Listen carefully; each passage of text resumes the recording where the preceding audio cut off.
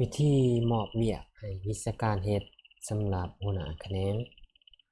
ทำอิฐนี้ให้เฮาเข้ามาเบิ่งเมนูจัดการเวียกงานจากนั้นเฮามาเข้าหน้าเวียกในนี้เฮาจะเห็นเวียกที่ถูกมอบหมายมีเวียกที่เฮาถูกมอบหมายจากคณะแผนกตัวนี้เป็นยูเซอร์ของหัวหน้าแขนงนี่มันติ๊กอันนี้เป็นเวียกที่ถูกมอบหมายจะโชว์อยู่นี่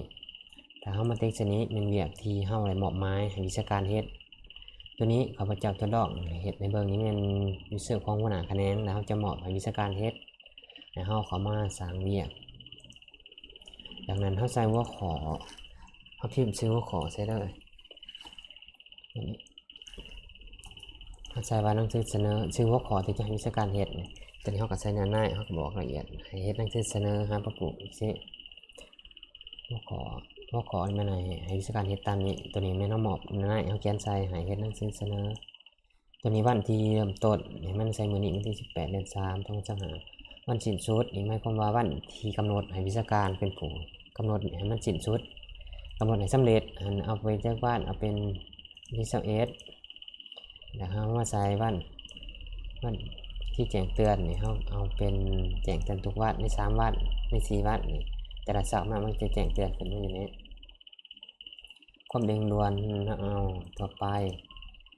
จากนั้นเฮาเพิ่มเอกสารอัดติดให้วิชาการเป็นผู้เบิ่งเอาตามนี้เอาแบบนี้ตัวอย่างว่า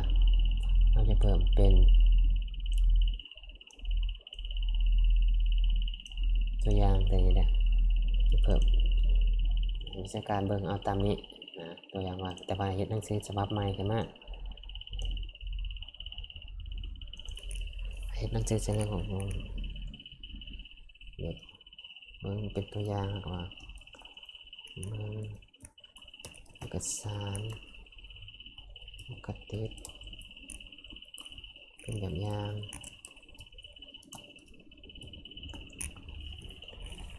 จากนั้นเฮาจะเลือกเอกสารคัดติดใส่แล้วเฮาก็มอบ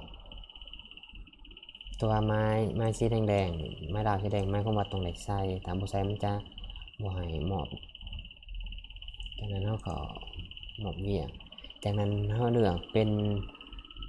พนักงานอยู่ในแขนงเฮาเองแขนงบริหารด้านดิจิตอลเลือกเป็นวิชาการที่เฮาจะมอบให้เฮาติ๊กใส่จากนั้นเฮาเวียกอื่นสิมอบเฮาก็เขียนใส่ในนี้จากนั้นเฮาตกลงนี้สำเร็จการสร้างเวียกสำเร็จเฮาก็ปิดเดี๋ยวเฮามาเบิ่งเวียกที่เฮามอบนี้มอบให้รับปัญญาเฮ็ดนี้เฮาก็เข้ามาเบิ่งมันสิ้นสุดวันที่21สถานะรอถ้าปฏิบัติแบบนี้เขาก็ถาเบิ่งวิชาการเขาเฮ็ดแล้วเขามากวดเบิ่งแล้วเขาสิมาเปลี่ยนเป็นสถานะเป็นกำลังดำเนินการรอถ้ากดสอบสำเร็จอันนี้เขาก็สามารถมอบเวียกให้วิชาการเป็นผู้เฮ็ดในเวียกตัวนี้ได้แล้วมันจะขึ้นสถานะอย่างนี้การมอบหมายเวียกให้วิชาการก็แม่นมีเพียงส่ำนี้